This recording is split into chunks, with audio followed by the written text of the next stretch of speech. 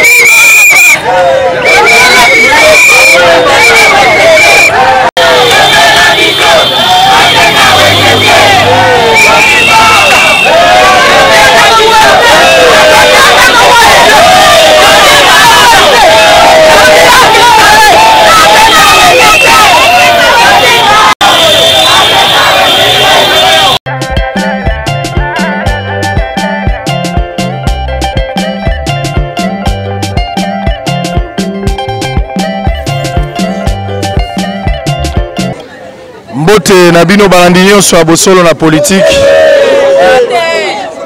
Toye awa bozako la nabiso partout dans le monde esika bozwami.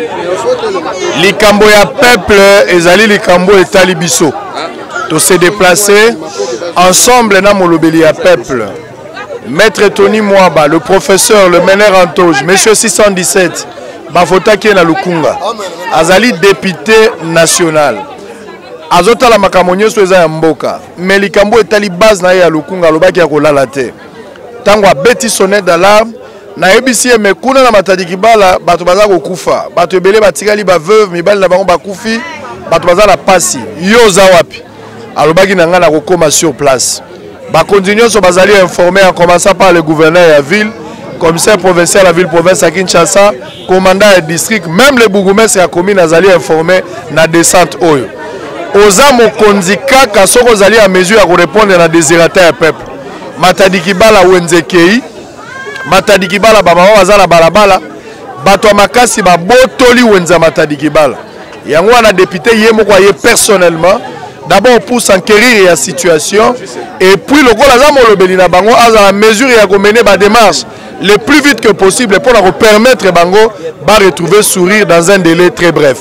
Awa bogomona honorable Tony Mwaba, mais tokomona pe maman administrateur, tokomona pe commandant de district, tokomona pe ba victime ba oyo basomba ba maison plus de 12 fois et loko moko ya mutu asomi mais plus de 12 fois po ba yanke moko bazali a commissaire le roi qui ça c'est ya bango.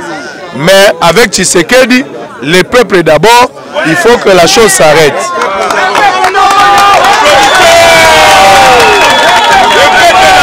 C'est bon, c'est bon.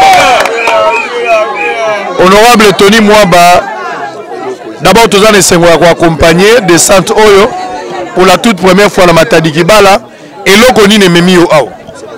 Bon, moni nazali député national, ndenge na lobaka ezali privilège te ezali charge.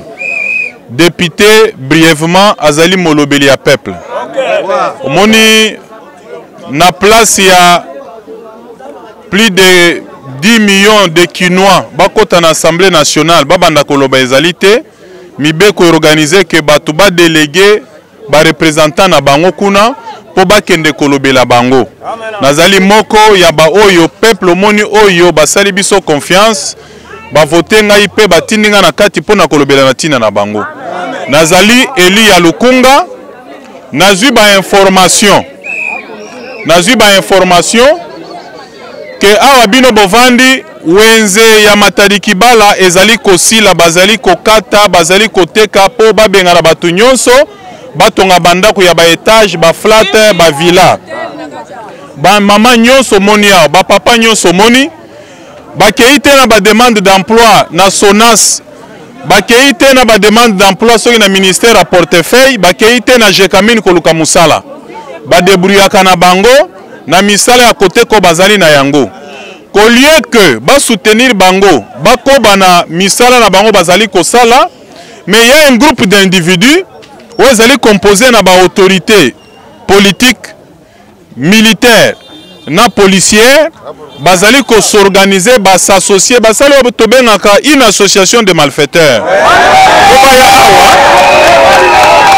Bazali kokata wenze biteni po wenze oyo eli mwa babenga na batu nyonso ozomona bakokende wapi. Tango nazwi information tolobi tokita nanu sur terrain po tokokende koloba makambo toyebite esengeli tokende koloba makambo to maîtriser malamu. Yango lobi tosali descente sur terrain na yo moko journaliste témoin oyo kandenge peuple azali kolela awa na wenze. Omona pe administrateur ya wenze wana oyo kana ba témoignage ya bakonzi mususu ya police bazali kotonga bandako na kati ya wenze. Donc to s'enquérir na situation na poto bana ko défendre ba intérêt à peuple malamu. Mais avant tout déjà soki espace oyo ezali réservé pour na wenze. Nazali ko rassurer na population nyonso que soki espace ezali réservé pour na wenze ezala nani akozwa ta eteni moko te ya wenze oyo ekotikala kaka wenze pe bato yango moni tozali kotambola pour avoir tous les éléments. Ça c'est très bien. Tous avons évolué pour avoir élément important. Le président il y a syndicat il y a commission voilà. Ndeko mbote. Mbote papa. Bandeko bavana lukimia poto yoka eloko bandeko bazoloba. Bato bayebi yote. Bazola non na minute chef de l'État Félix Tshisekedi a kolanda yo. Ba opposa to bato nyonso ya peuple baza kolanda yo. Yo zali nani? Ngai naza moko na kati ya représentant ya moko ya bateki oyo baza na kati ya Matadi Kibala pe représentant ya ba commerçant nyonso tu ya ba boutique oyo eza na commune ya Mongafula. Très bien. C'est-à-dire ndenge boza na collaboration na ba Guilain Lokofo. Toza na collaboration na Guilain Lokofo, c'est notre président national. Très bien. Voilà, c'est bien Guilain Lokofo. Lokola batangi yo na komisko na moi garantie ya koyeba to yebi situation makambo. To kene makambo belé, mais na lingi expliquer biso na mobimba. Pourquoi Bobengi honorable Tony Mwaba? Pourquoi Bobengi Bosolo na politique? Pourquoi Bozako ganga po Félix Tshisekedi yo kabino? Pona nini?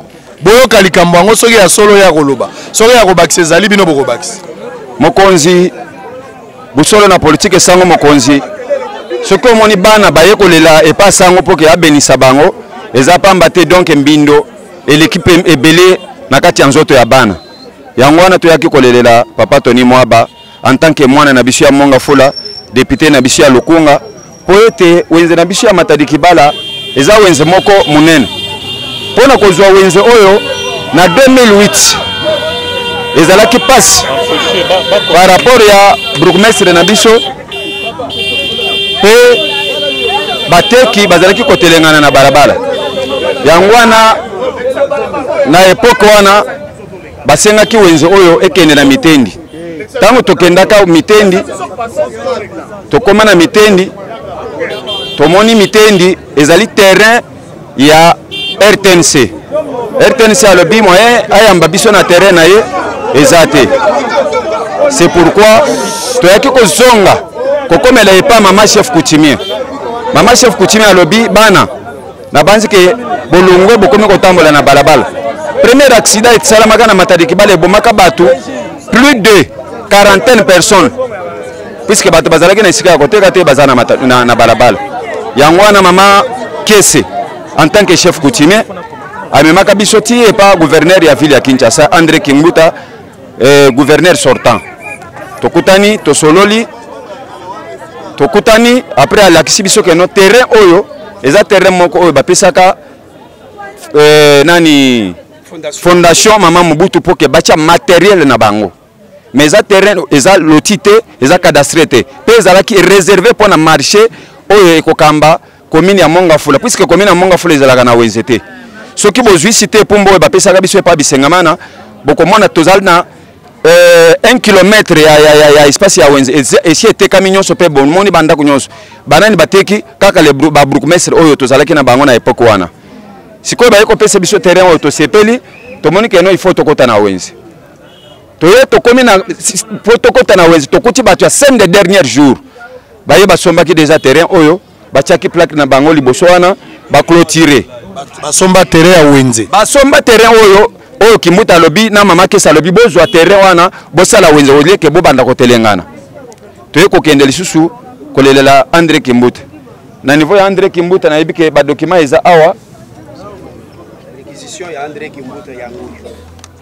Tozana réquisition ya André Kimbuta yango yo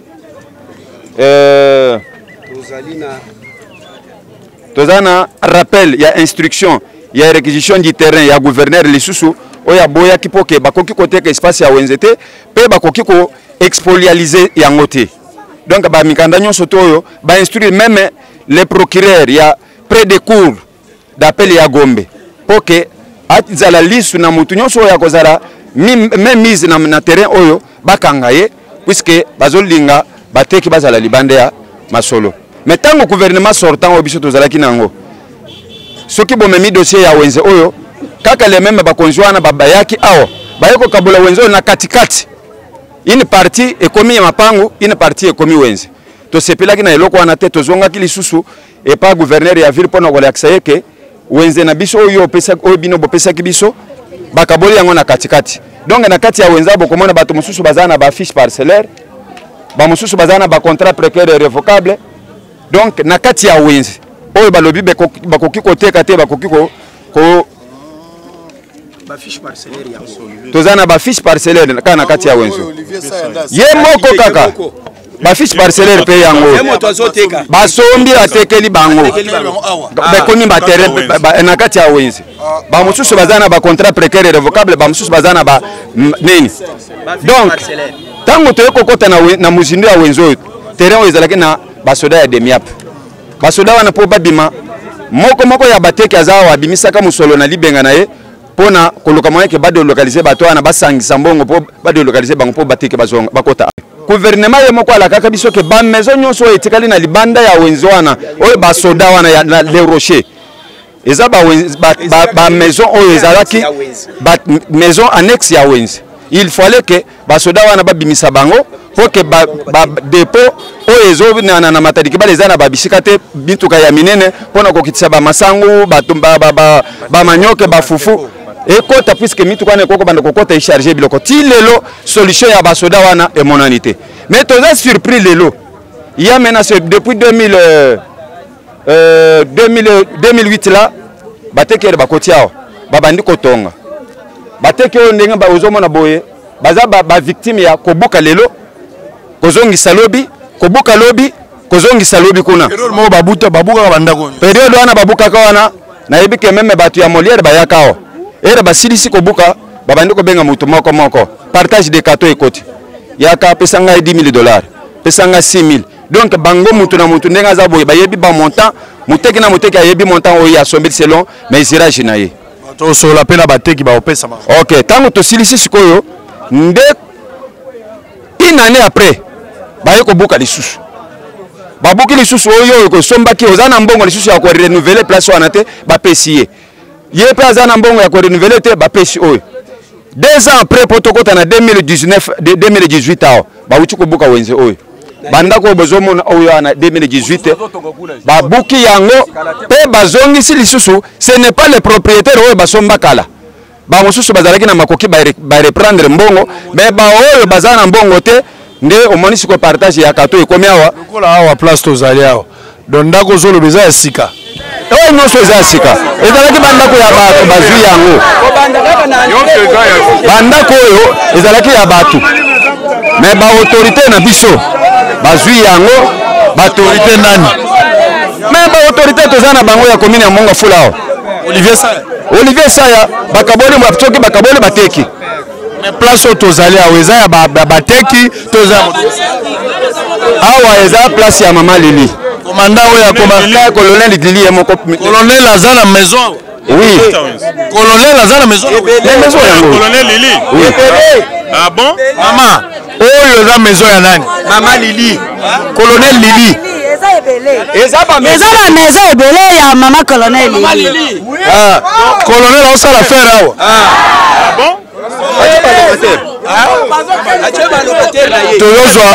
Yazu parce que ça wenze terrain réquisitionné pour quoi mutu azui partage siko bakaboli lipe lili yaye ye pas azui prépare na ye bosolo na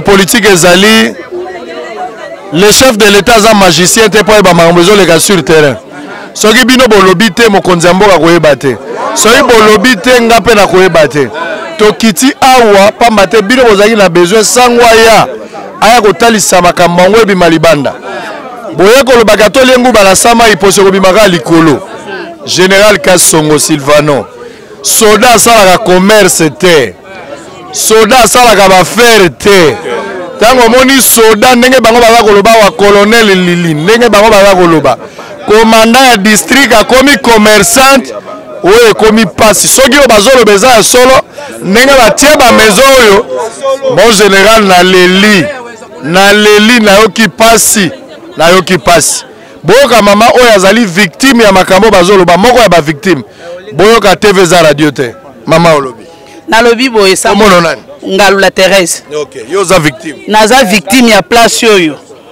moni ezalaki ba mesa na biso ezaki 27 table ezalaki awa administrateur oyo akoti sika na 2018 kokota akoti na banzi na mpanzo komona biro na ye ezali alobi na biso omoni mpo na visibilité ya biro na ngai il faut nalongola bamesa na bino mpo mituka ekobanda koyawa ya bakonzi ekokota espace oyo fo etikala polele nga moko nayebi ndenge na kosala mpo na bino na komema bino mpe mosika te na kotongela bino tofandi un matin administrateur abengi biso baokipa ya place oyo mpo na kointimide biso ke basambaka na leta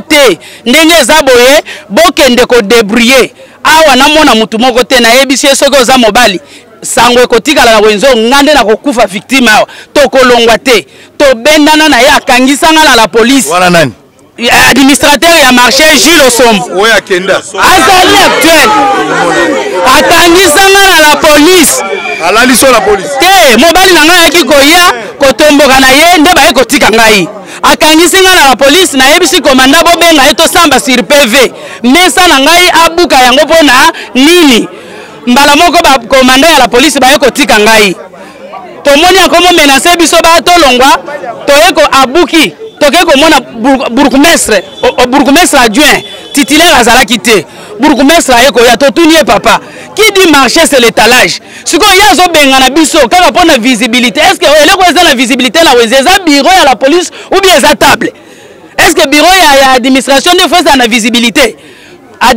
bourgmestre ekoya ti na kati ya wenze asololi na alobi te okoko nyokola bamama te lukela bango solution lokolo lobi visibilité mituka ekotaka classé bango na mupanzo nde batolo wana ozomona tokipe kuna ye administrateur azala bakonzi oyo bakoya kotala ye aza nani ye administrateur bakonzi ya ndenge nini fo baya kotala ye aza nani sango tolongwe résultat yango oyo nde espace ozomona oyo bamaison oyo nde bamesa na biso ezalaki nde visibilité ya biro na yango oyo bisiko oyo mesa na ngai ezalaki omoni kuna bakende kotya mesa na ngai visibilité alobaki na biso yango oyo nde yango atongi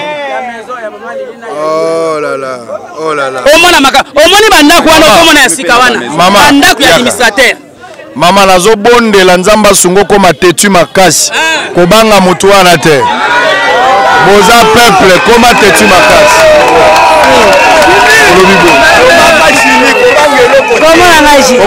Comment on a Julie Mujinga yo poza victime toza ba victime ebele nazanga moko toza ebele on sait que le bureau c'est pas ba victime on sala ta 4 jours 4 jours penze tondi plein mais soki nga nazo représenter pe ba victime mosusu oyoki ndenge bazobeta mabo puisque balobi bayebi ke na ko représenter bango nyonso awa na wenze tracasserie eleki lokola moment wana ezalaki ke moto akoki koreklame droit na ye te congolais soki areklame droit na ye azaka soso akolia na bonane bokanga ye tonyokomi comme il faut wenze komi lokola kaka basoda toza libre te na marché boye tozoloba boye soki bino bokei na bamesa na biso yo olakisa baepreuve yo osali boepreuve ya nini yo okomona tokosuka na wa mabe problème te bato mosusu bakufaka bamosusu babotamaka esala eloko te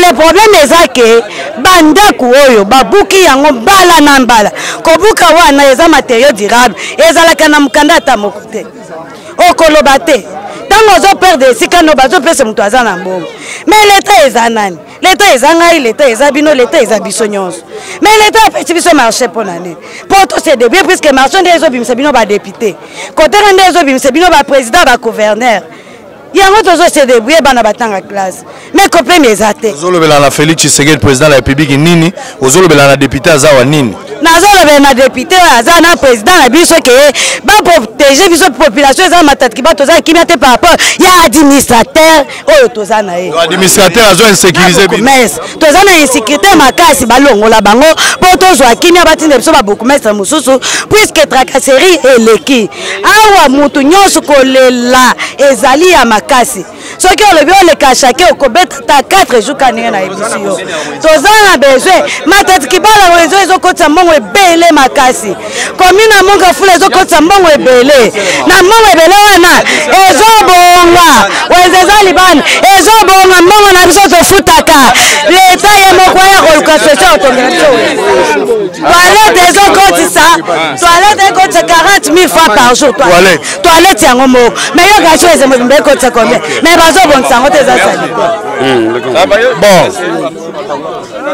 nalobi na yo eza pasi bino peuple esengeli boyeba wana ngai nde sango naza koyebisa bino peuple fungola miso boyoka maloba sango naza koyebisa bino korevandike ezali droit ezali reconnu na kati ya constitution ya mboka na biso lelo na moi ya lelo policier aza mokonzi na yo te yoka makambo naza koloba na yo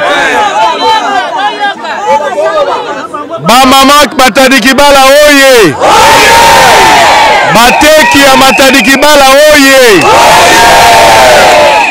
nalobi na bino boye tia na matoi na yo kanga yango lokola verset ya bible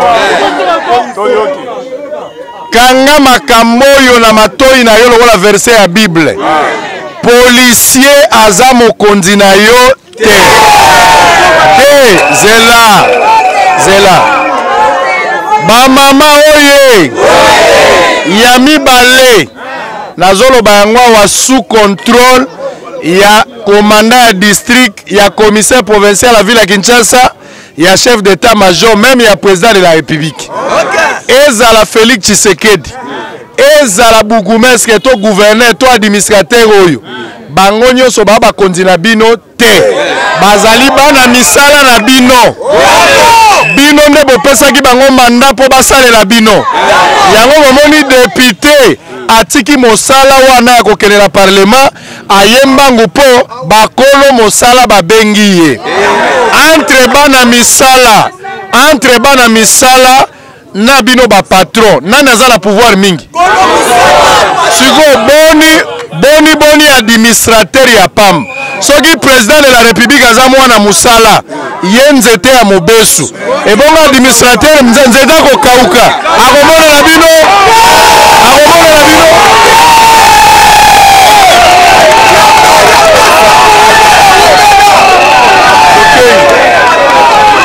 ndeko mbote papa sango yo ozali nani ngai nazali chef coutumier ya mabele oyo donc nazali Steve Matadi Kibala fils ya chef coutumier ya Matadi Kibala eza la famille ya Matadi Kibala nazali petit frère ya David Matadi Kibala petit frère chef coutumier merci alors bino nde bakolo mabele ba chef coutumier ezosala pasi na présence na bino ba chef coutumier désordre oyo eza kosalama pasi yango ezouta wapi pendant que bino nde bakolo mabele même na bokoko baza ko reconnaître bino. Merci papa Sango pour la parole na opesi ngai. Alors na kati ya mabele oyo, na kati ya mabele oyo ya wenze oyo soki baumbu bateka mongo na yebite soki baumbu fu bakufa lelo. Donc mumbu moko te atikala koteka wenze oyo koti banda kuboye. Prévenez etikala kana etan moko boye ya ko bomba ba outillage er bazotonga mama Mobutu. Wenze to sepelaki wenze oli eza na balabala wenze eza na kati ya parcelle ya monene mais lelo zo comme ça biso moko batu tosalaka acte de vente awa eza vandi alors toyeba oyo akomi chef coutumier ateki wenze oyo aya topesa mpungu yango azwa yango comme ça tobengana bato oyo soki bakende na paradis toyebi te donc esala pasi komona ba pauvre femme oyo batekaka awa poke agani mo 100 francs akende olesa bana bao bake bateki wenze toyebi te mosusu mama kesala moki nde ateki yango donc makambo chef coutumier ateki bino boyebi yango te biso ba chef coutumier toyebi eloko moko te donc moto ateki mabele oyo toyebi ye te donc pourquoi molobeli na biso atie mabele makolo awa na mabele ya baumbu alors amema yango ti na niveau ya likolo toyeba oyo ateki mabele oyo. Très bien.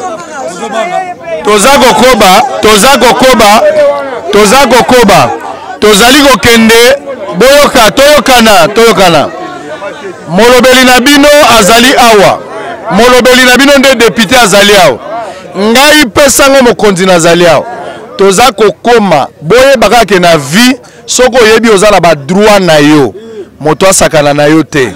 Et puis deuxièmement, le peuple azali makasi koleka bombe. Et sengeli bozala bomoko. Chef de l'État ayebi makambo te. Gouverneur ayebi makambo te. Commandant ya ville ayebi makambo te, ministre ayebi yango te. Eza copie ya bato baza kosala makambo na ndenge na bango. Na ba élément o tozali ko recueillir sur terrain. Esengeli toyeba superficie réelle pe ya au départ ya wenze oyo. De manière à ce que ndako nyonso etongami ezala na bakonzi ozolo ba yase ba bourgmestre ba commandant à la police ke basali cop na ndenge na bango nde toza na ba fiche parcellaire boye. On va prendre des dispositions à l'issue ya ba démarche tokosala ke bandako nyonso etongami na kati ya wenze sans titre ni droit balongola yango na malembe. Soki balongoli yango te toko saisir bakonzi ya likolo ba caterpillar eya elalisa yango nyonso na l'administrateur tokoloba tozokende komona administrateur tosolola tozokende komona administrateur tosololi na ye tokokota na kati to vérifier pour que toyeba nini tokosala. Mais bo décevoir ngai mingi bo décevoir ngai député ye awa esengeli bato bayebake molobeli na bino aye po soki aye bayambaka moto na makelele bayambake na milolo baza koganga mpona koloba zela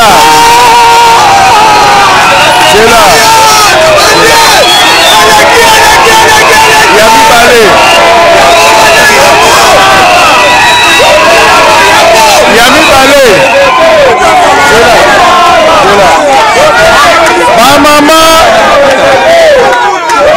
bamama oye bamama oye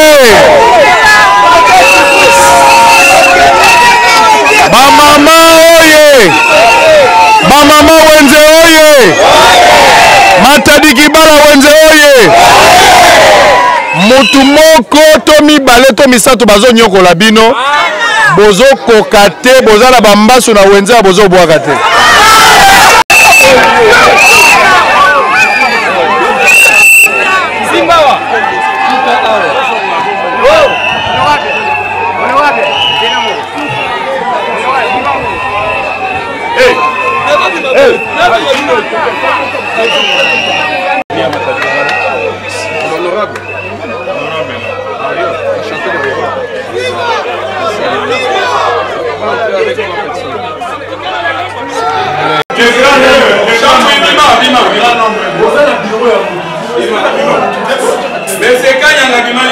Non.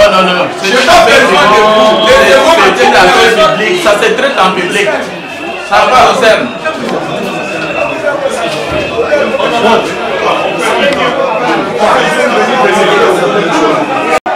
Parce qu'au marché, normalement, on n'accepte pas des activités politiques.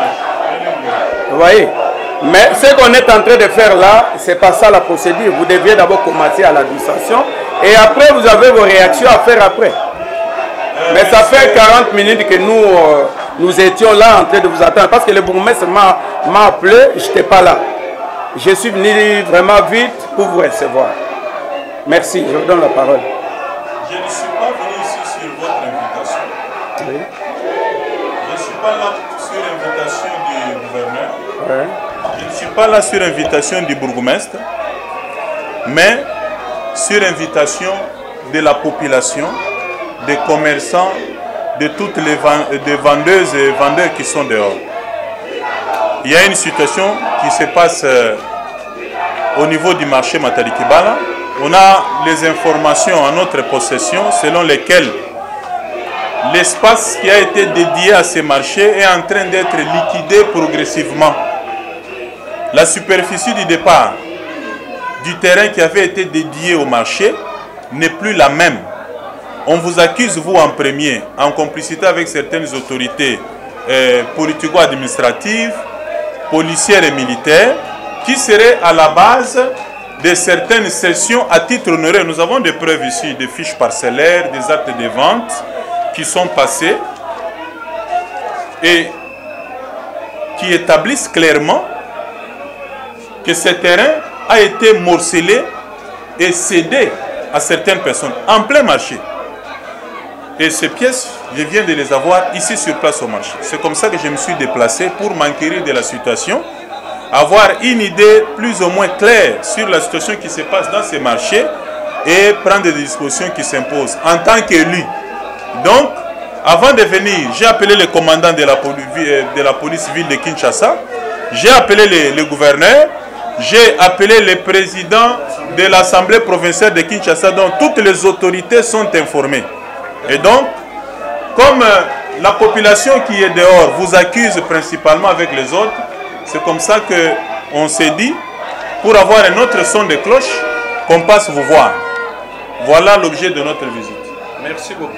Maintenant, dans la ville, on ne peut pas gérer ça en secret. C'est comme ça que la presse nous accompagne, que nous prenons d'ailleurs à témoin. Oui. Que la presse ne vous gêne pas si vous êtes dans la... Vous avez écouté l'autre son de cloche, mais je pense que vous avez aussi besoin d'un autre son de cloche. L'administrateur que je suis, quand je suis arrivé au marché Matadi Kibala, la police a détruit le marché, je crois, à 2 reprises. Parce que les gens ont construit à l'époque des hangars, par-ci, par-là, et devenir des cousous et tout ça. C'est comme ça que les autorités à l'époque, moi je n'étais pas encore administrateur, ont pris ce genre de décisions. Mais depuis que je suis arrivé, j'ai mis de l'ordre. Les bâtiments que vous voyez ici, les bâtiments administratifs, c'est moi qui ai construit ça. Vous pouvez vous promener dans d'autres marchés, vous n'allez pas trouver un bureau d'un administrateur pareil avec la mienne. Vous voyez? Ce preuve en est que nous avons mis de l'ordre. D'abord, au niveau de l'arrêté 202 qui réglemente le marché, il n'y a pas seulement que des étalages. Il y a des boutiques, des chambres froides, des pharmacies. C'est tout ça qui constitue ce qu'on appelle le marché. Et au niveau du marché Matadi Kibala, actuellement, nous avons plus ou moins 87 maisons. Vous voyez? Et sur les 87, nous avons à l'intérieur ici plus ou moins 400 vendeurs. À l'extérieur, il y en a pas mal.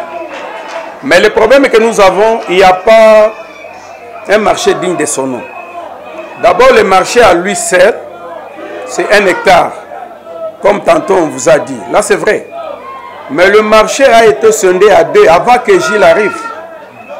Vous voyez, il y a un groupe de gens que nous sommes avec eux au tribunal qui s'est proclamé étant de propriétaire du terrain. Hein? Il y a un certain... Bon, là, je ne peux pas citer les noms. Non, il faut citer. Non, ça, ce n'est pas de mon devoir. Non, laissez-moi vous expliquer. D'abord, je vous ai laissé... Non, je ne m'impose pas. Je dis, je vous ai laissé... Mais vous êtes venu chez moi. Vous avez parlé. Laissez-moi le temps de vous expliquer d'abord. Vous allez poser les questions après. Mais laissez-moi d'abord terminer.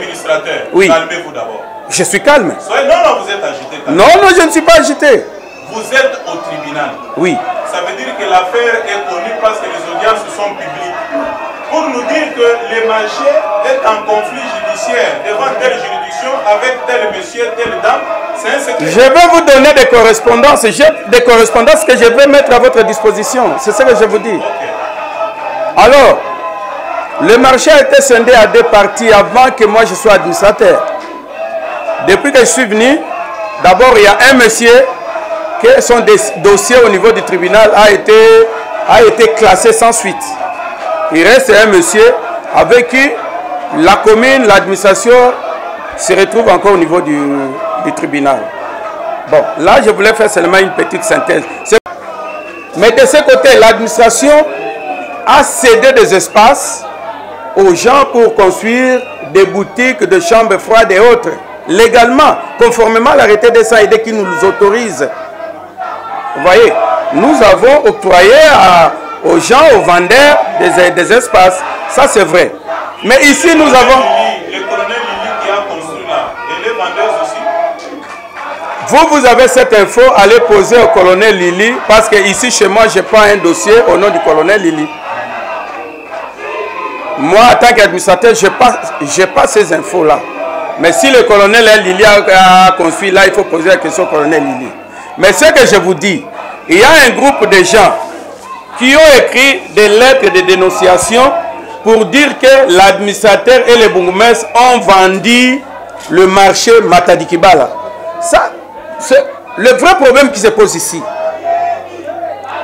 Mais nous étions invités. J'ai reçu une lettre d'instruction du ministre du Travail, ministre provincial des Affaires foncières, Agriculture et Développement rural, qui m'a écrit le 7 janvier 2019 concerne instruction mise à disposition d'un espace. Le ministre m'a écrit, la lettre est là, l'original est là, vous pouvez lire, mais je vais vous donner aussi des photocopies, des exemplaires. Alors, comme le ministre nous a demandé de mettre l'espace actuel du marché pour la construction d'un marché moderne à Matadi Kibala, moi j'ai fait rapport auprès de monsieur le bourgmestre qui, lui à son tour, m'a instruit.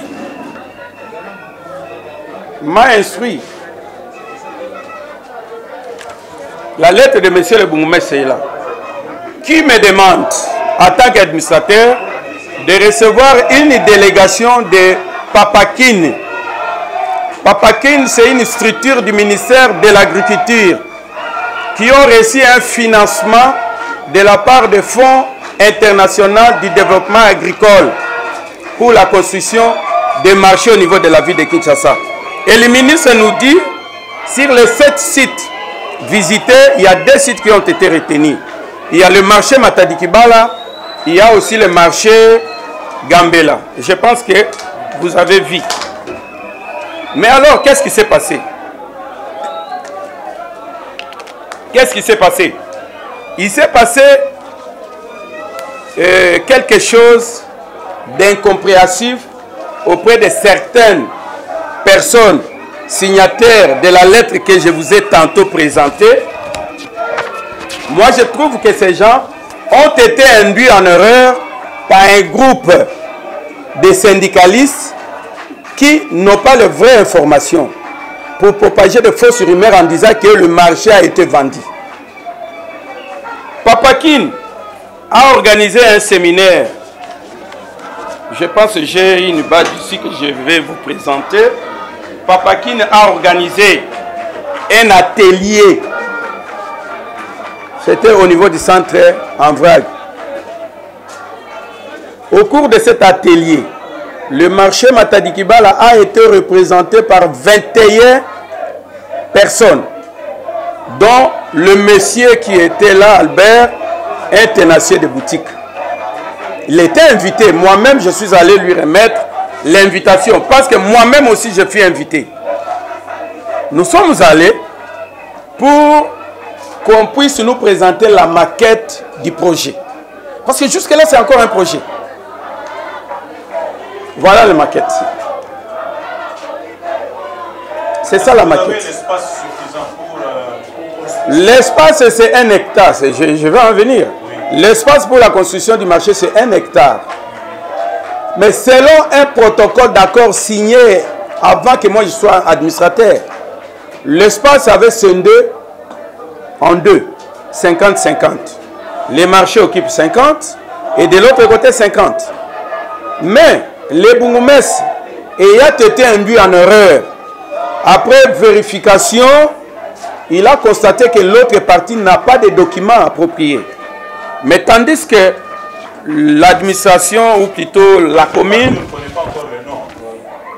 Oui, mais parce que, non, c'est-à-dire il y a un certain Zabanga, il y a Richard, il y a aussi un certain Molagbe. Voilà. Et ces réclames étant des propriétaires. Voilà. Maintenant, En 2008, à l'époque, moi je suis encore syndicaliste, c'est là où je veux aussi chuter. Avant, je suis encore syndicaliste, en menant les démarches pour que l'espace ici soit occupé par les vendeurs à cause des accidents. Le gouverneur à l'époque a signé une réquisition en 2008 pour dire que l'espace du marché ici est réservé pour la construction d'un marché moderne. C'est le même démarche que nous avons entrepris encore en 2019 pour faire échouer l'autre partie afin que le projet de construction du marché prenne forme. C'est après cela que le gouverneur a reconfirmé la réquisition de cet espace pour cause d'utilité publique. Donc c'est un espace appartenant à l'État congolais, à la ville de Kinshasa. Vous voyez, y compris les 50 là. Mais quelles sont les démarches que vous menez pour récupérer à votre niveau d'abord? Quelles sont les démarches que vous menez? Je vais chuter là-bas. Vous avez des informations qu'on aurait vendu une partie, parce que juste à l'entrée, vous avez évoqué ça. Oui, mais parce que je suis ampliataire de la lettre écrite par les 10 signataires. Si les 87 tenanciers de boutiques, il y a un esprit de jalousie et de règlement des comptes. Parce que moi, je suis syndicaliste à l'époque quand je luttais pour Matadi Kibala, pour que les gens entrent ici. Et il y a d'autres personnes qui étaient avec moi, qui se retrouvent dans un autre syndicat. Et moi, à l'époque, je n'étais plus syndicaliste. Alors, ces gens-là ont trouvé qu'avec le projet Papakin, c'est l'occasion de chercher à noyer Gilles en propageant de fausses informations. Alors que si je parcours cette correspondance, il y a d'autres endroits où on écrit que le Bungoumès et l'administrateur ont vendu des espaces allant de 6 000 à 10 000 francs, à 10 000 $. Chose qui n'est pas vraie. Alors ici, les espaces que nous octroyons aux gens, il y a d'autres personnes, on les a octroyés à titre onéreux, tel que le monsieur qui est là, qui est le commanditaire de tout ça à Chambouy. Vous voyez, nous lui avons donné un espace gratuitement. Et ils ont vendu même cet espace-là à une tierce personne pour venir construire une boutique. Il y a d'autres personnes, parce que le marché, il faut avoir des boutiques, il faut avoir des chambres, il faut tout ça là. Au lieu que les gens quittent Matadi Kibala pour aller au centre-ville, aller acheter des histoires. C'est comme ça qu'on est en train de vulgariser Matadi Kibala. Maintenant, vous voyez maintenant qu'il y a des Indiens qui... J'ai une préoccupation, s'il vous plaît. Oui. Par vos explications, on est en train d'avoir un peu la lumière sur ce dossier. Oui. Donc, la première vérité, c'est que l'espace a été dédié au marché Matadi Kibala. Oui. Et le gouverneur a confirmé plusieurs fois que c'est un terrain qui a été réquisitionné et mis à la disposition pour l'érection du marché. Oui. Ça, c'est clair. Donc, tout ce que nous avons entendu de la population est vrai. Deuxième élément, c'est que sur les 1 hectare, il y a un groupe de personnes qui se sont accaparées de la moitié du terrain. Ça, c'est un autre dossier, on va suivre.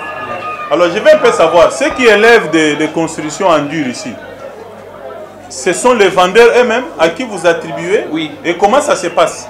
Non, ça se passe, c'est-à-dire parce que normalement, au niveau du marché, quand vous venez pour solliciter un espace pour construire une boutique, vous venez voir, monsieur l'administrateur, que je suis. Je vous donne des conditions. Parce que normalement, ici, sur 3 mètres sur 4, les gens, bon, parce que moi, je suis ici, ça fait une année, hein, depuis que je suis là. Donc, les gens payent entre 400 ou 100 $. Hein? Vous payez, oui, ils payent chez moi. Et on vous donne une note. Et puis, nous, on amène cet argent à la commune. Et la commune délivre ce qu'on appelle l'autorisation d'occupation précaire. Parce qu'au niveau des marchés, partout dans la ville de Kinshasa ou en République démocratique du Congo, on construit toujours en titre précaire. Vous voyez, c'est un titre précaire. Et nous, on vous donne ces documents-là. Mais il s'est posé un petit problème.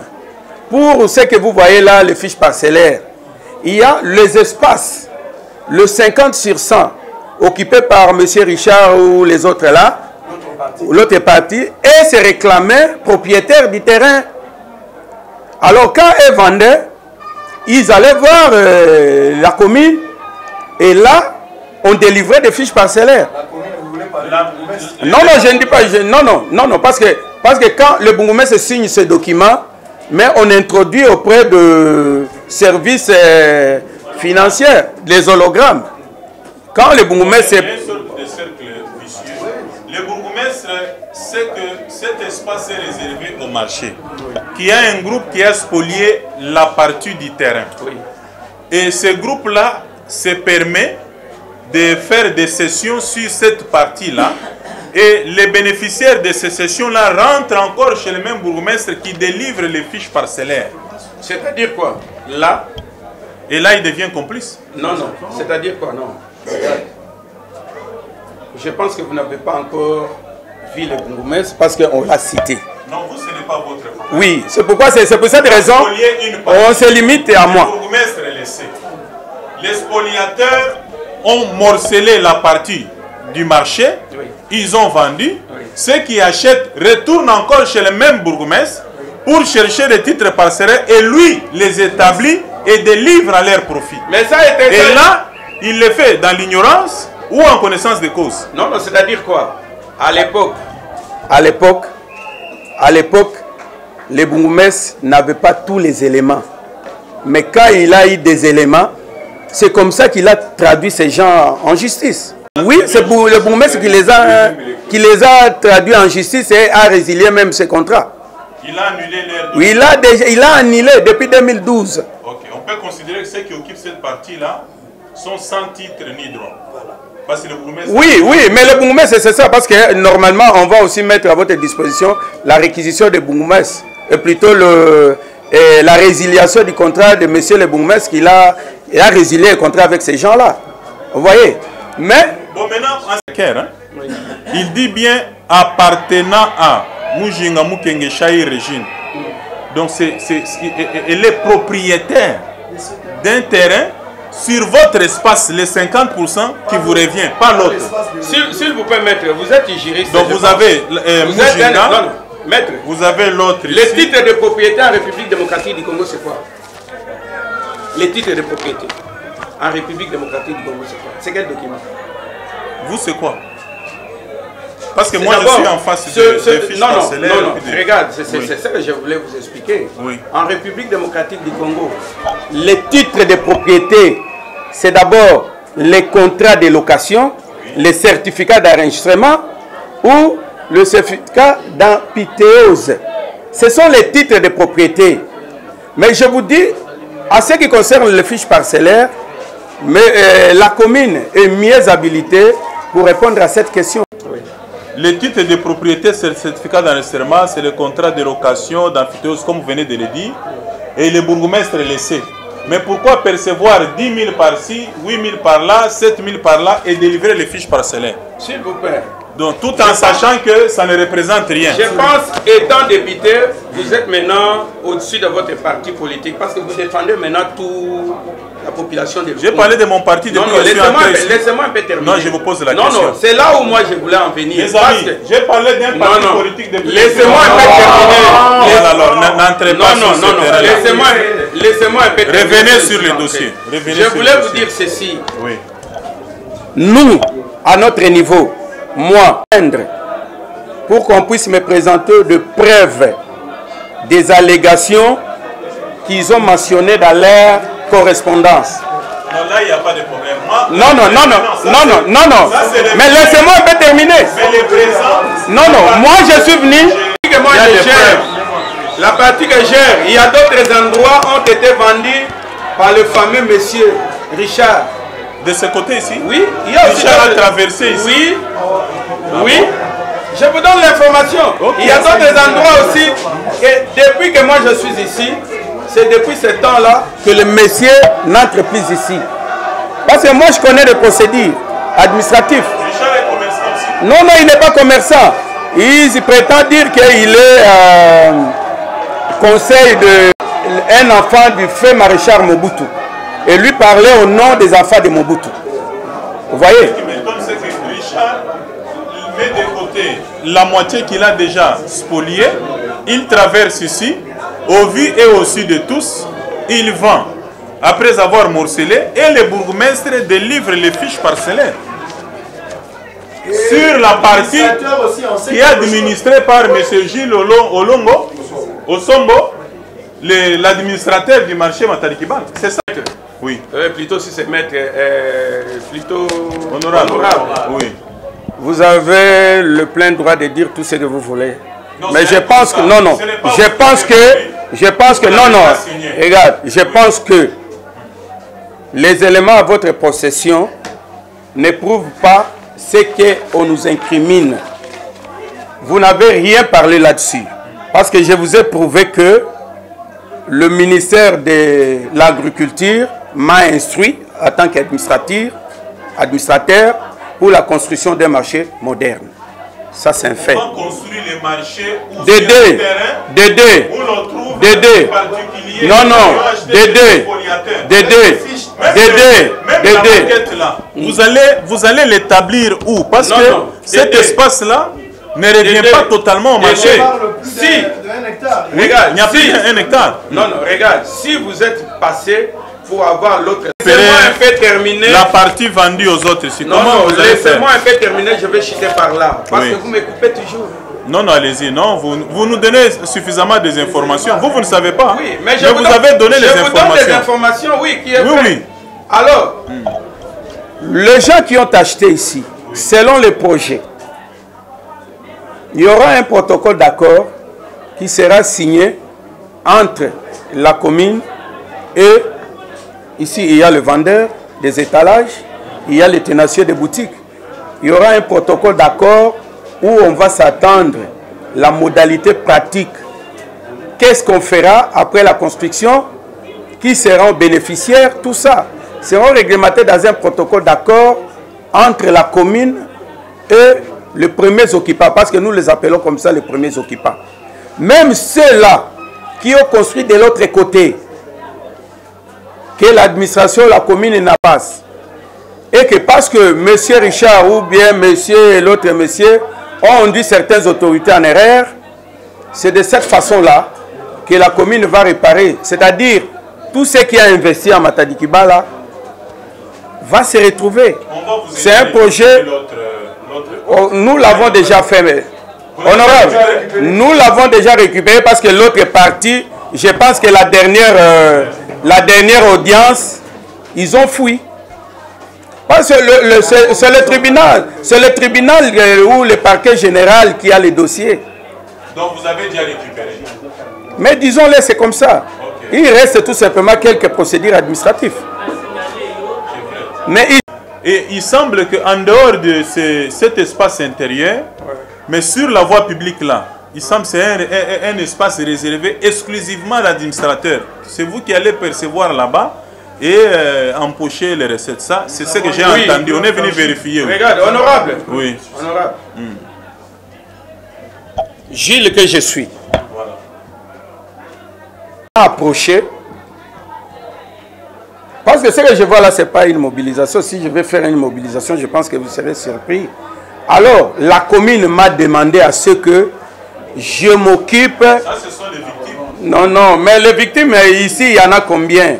Non, je ne suis pas là, je réponds à votre question. Il y en a plusieurs. Alors, ceux qui devraient se réclamer victimes. Alors, on m'a confié la responsabilité de faire l'assainissement partant de premier triangle jusqu'à l'entrée Matadi-Mayo de l'autre côté et de percevoir le frais d'assainissement. Vous voyez? Ça va où ces frais? Mais ça va à la commune.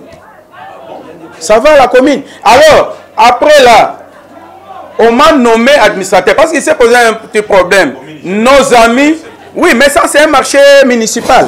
C'est la commune qui gère. Ce n'est pas un marché urbain. Parce que tantôt, on veut vous faire croire que c'est le marché urbain. Parce que le marché urbain, c'est géré directement par l'hôtel de ville. Mais le marché municipal, c'est géré par la commune. Et le bourgmestre qui m'a placé, j'ai une équipe de salubrité qu'il faut chaque jour le travail. Et l'argent de salubrité nous payons aussi les éboueurs. Vous voyez? Alors, les amis cherchent à tout prix que la salubrité de l'autre côté est aussi gère. Or, après une rencontre avec un camarade qui est derrière moi, Chambouy, qui est de l'autre syndicat, nous étions voir le bourgmestre parce qu'ils m'ont accusé comme ils viennent encore de le faire auprès de vous. Nous sommes allés auprès de monsieur le bourgmestre et on nous a demandé de se partager les espaces. Vous voyez? Et parmi ces espaces-là, moi, j'occupe de l'autre côté et l'autre syndicat occupe de ce côté que nous sommes. Et même au moment où je suis ici, au niveau du marché, c'est toujours le même syndicat qui occupe ici, qui gère la salubrité, qui perçoit la salubrité, comme moi j'ai fait de l'autre côté. Ça nous a pris trop de temps. On va... Un accident sur la route principale.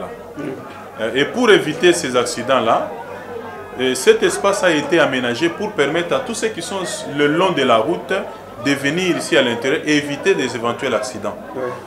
Alors, je ne sais pas, vous ne trouvez pas qu'il est bon de récupérer effectivement l'autre partie, détruire toutes ces maisons et construire des étalages à même de recevoir tous ceux qui sont sur le long de la route et éviter les accidents auxquels ils sont exposés. C'est là où nous sommes. Oui. Moi j'ai... Vous voyez? Et quand nous avons vu le projet Papakine arriver, nous avons dit Dieu merci. Il faut construire. Maintenant, le problème qui se pose, les vrais problèmes. Oui, c'est ce qui va expliquer. Eza oyo. Na place wana. Tant que tu as un atelier, ndenge to bande ko discuter kuna ba proposition. Il y a d'autres personnes qui ont proposé à ce que ba boutique, parce que ba maman belo moni bateka libanda, baloba ke wenzezo mona nati. Batu so ba oleka ba oye bateka wenzezo na kati. Donc, ba pesi proposition. Balobi est-ce que moyen zate na pla ndengo moni awa ba maison oyo elongwa liboso et ya na ciment. Hein? Comme ça awa etika la polele parking ezala po batu nyonso bakota na kati. Vous voyez? Proposition. Monsieur Albert qui était aussi dans la salle, il est là a tomboli loboko. A sali réplique. A dit que non pour naie a monique l'air bakotonga wenze mutu nyonso akomona beauté wana koyeba ke wenze na kati. Donc wana eza idée normale te. Nga na ye nazui na sengi parole na ye na lobby na yebisi architecte à prendre en considération idée ya batu étalage na idée ya batu boutique pour basa la plan moko ya malam. C'est ce qui a été fait au moni batique espace munene a. Donc en un mot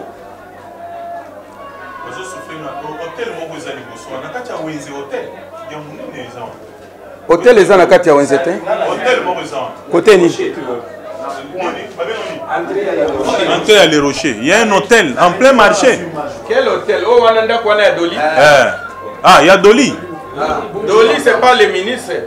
Un certain monsieur qui s'appelle Doli, c'est un particulier. Ça, c'est pas un espace du marché. Ah. Pardon, papa, pardon, s'il vous plaît. On a un marché. Réquisition, s'il vous plaît. Réquisition, s'il vous plaît. Bah, induire une RRT.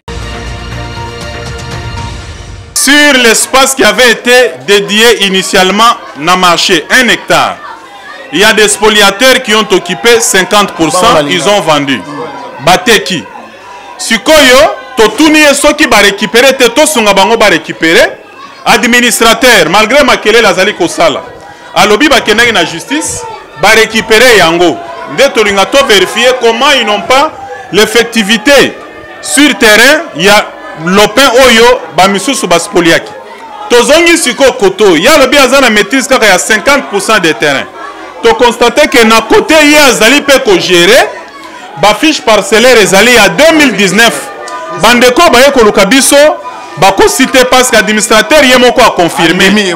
Andimi ba vente oyo ba occupation parcellaire ba fiche oyo ba teki, ce n'est pas des occupations à titre précaire. Eza pleine propriété parce qu'il y a des actes de vente. 5 000 dollars, 7 000 dollars, 7 000 dollars, 10 000 dollars, oyo batekeli batu na parti oyo yazali ko gérer. Sikoyo yemo pas reconnaître. Non non, oyo eza. Tosa na biso ezali ke bas spoliataire nyonso. Oyo eza document oyo ba miyeli na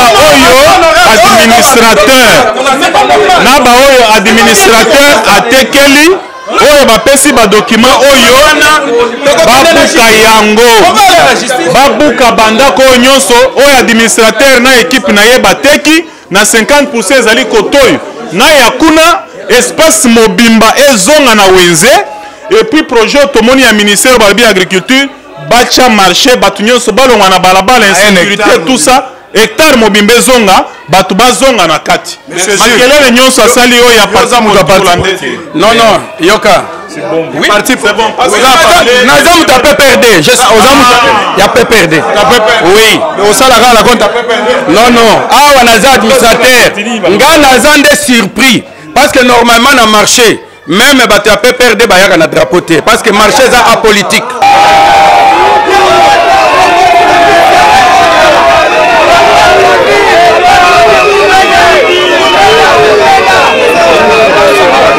Tiko sololana administrateur na kati bino botikalaki libanda sikoyo tobimi boyoka sikoyo nini tosololi to constate nini pe to conclure nini tosololi na administrateur a reconnaître boye na bamikanda nyonso ya bourgmestre non ya gouverneur ya ville à Kinshasa ba reconnaître que terrain oyo mobimba ezana 1 hectare ezali réservé exclusivement na marché municipal ya Matadi Kibala. OK. Premier constat. OK. Tomoni mikanda totangi ya solo tomoni par 2 3 4 correspondances gouverneur azali ko rappeler que espace ezali réservé na wenze. OK. Ya mibale avec l'administrateur yemoko yebisi biso que na hectare ezali réservé na wenze eza na groupe moko ya bato un certain Richard et consort ba occupa moitié ya espace ezali réservé na wenze ba occupa 50%.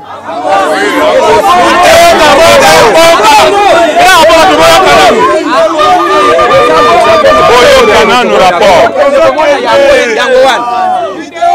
tokoleka kuna bolanda tokolanda kuna alobi espace 50% eza na bato ba occuper yango bango balanda batona na justice basamba pe balongi ba récupérer parti wana tokoleka kuna poto vérifier sikoyo ya administrateur alobi lokola baspoliataire bakati 50% ya terrain ya wenze ya tikali kaka na 50% na 50% oyo nde omoni batongi babiloko oyo parce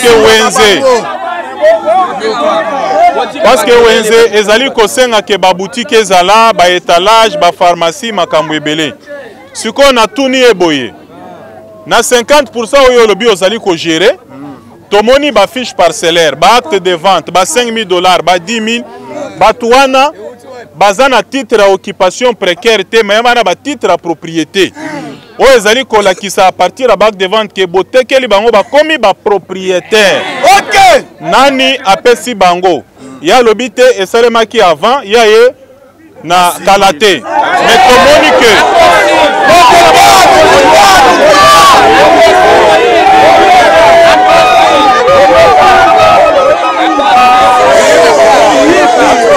Matadi Kibala viva! Matadi Kibala viva! Viva! Matadi Kibala viva! Viva! Honorable la félicité de la Kimia. Bolanda nga nanu tina suka. Bolanda nga itina suka. Na la kisi eboye. Ya ye awa il y a seulement une année, aye na 2018. Ya lobi aye kalate na 2018. Mais namoni na ba fiche parcellaire toza nango na bac de vente mususu eza na bato yo bango batekeli mabele awa na 2019 alors que yaza déjà na bureau awa. OK. Conclusion eza nini? Tozi confirmation que espace nyonso yo ezali ya wenze. Le état.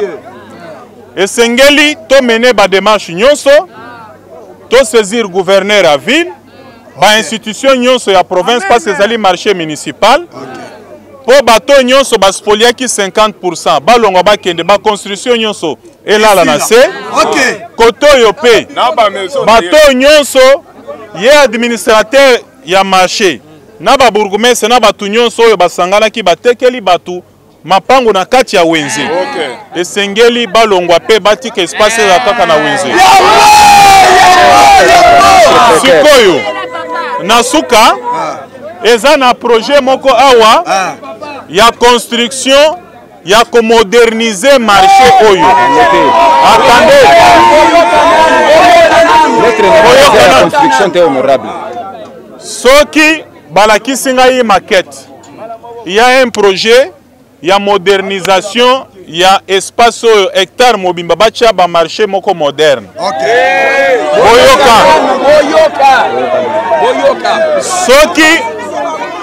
Soki Bolanda. Soki balingi ba moderniser marché. Batonga ba étalage moderne. Ngai na moni mabete. Mais il y a un préalable. Le préalable est que avant batonga maquette wana ya wenze awa, c'est que banda koyo batongi na bao batekeli batongi esengeli lala nanu na se po baya kosala siko biloko wana malamu. OK. Voilà, donc après avoir recueilli toutes ces informations, tozali ko informer bino que tozi ba élément nyonso. Na équipe na bino ezali représenté na syndicat na bino. Nous allons travailler, approcher ba autorité nyonso oyo bazali impliqué na makambo etali wenza Matariki Bala pour que ce terrain revienne totalement na wenze. Deuxièmement, administrateur ye musala na ezali ko administrer wenze ko veiller na bon fonctionnement ya ba règle ya marché awa. Administrateur a la compétence à côté kalopangu te na kati ya wenze. Toyoki ke administrateur bazali lisusu. Wenze zali na principal il semble que zalaka ya ye. Ya l'état ye moko ndimi yango. Toko veiller. Voilà. Toko veiller que biloko nyonso wana esala nini? Esila. Yasuka yangoy nakitaki comme député national. Mais nasuka tokaboni na administrateur ya ebisinga ke ya sala rapona PPRD asala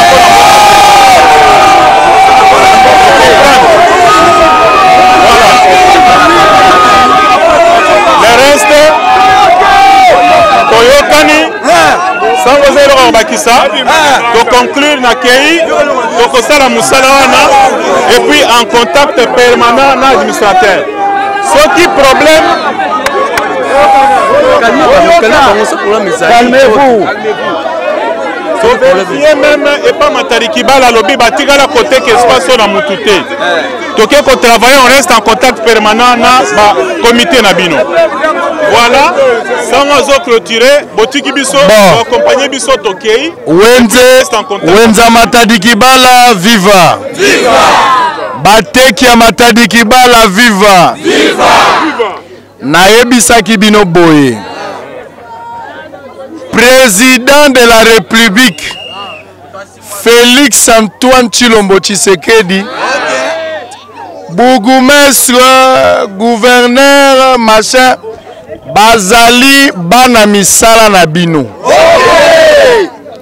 Administrateur ya vandi wana, commandant ya district, colonel Lili, majoro azawana, bazali bana misala na bino. Zala kimia. Esengeli bo travailler na collaboration. Collaboration lingi koloba yoka. Collaboration lingi koloba. Lokola bozana esika bato ebele bachaka ordre. Yango la kati na bino bapona moto moko na bakonzi. Babengi administrateur. bagotia colonel lokola pona ko veiller la sécurité pour ce bato bazali. Esika bozali esengeli boyokani ezala. Yango na ebisi bino boye. Député ayaki awa. Ngai sango mokonzi na ye awa.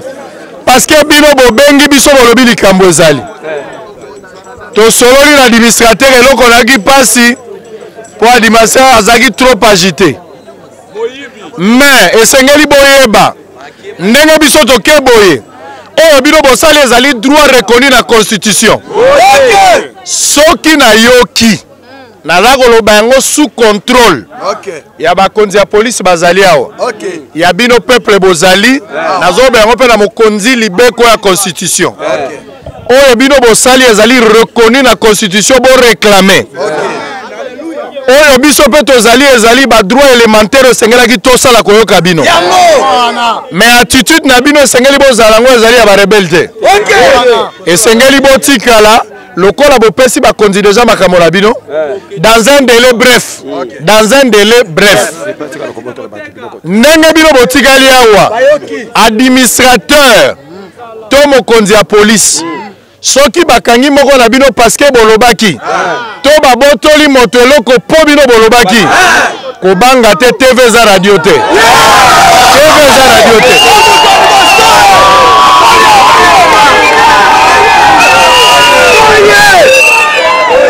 Matadi Kibala viva! Matadi Kibala viva! Na sololi na commandant ya ville. Le commissaire provincial ya ville province ya Kinshasa. Na sololi na ye commandant ya ville na tongo avana yawa. Na sololi na commissaire provincial ya ville province ya Kinshasa. Le général Silvano Kasson. Na sololi na président assemblée provinciale. Excellence monsieur Godem Poy. Na sololi na gouverneur ya ville. Excellence monsieur Gentini Ngobila. Na sololi na bourgmestre monsieur Olivier Say. Donc makambo ezali légal. Bozonga koteka na bino botikela biso musala. Musala botikela biso koleka une semaine te na maloba nanga na lobi na bino. Tozali lelo jeudi.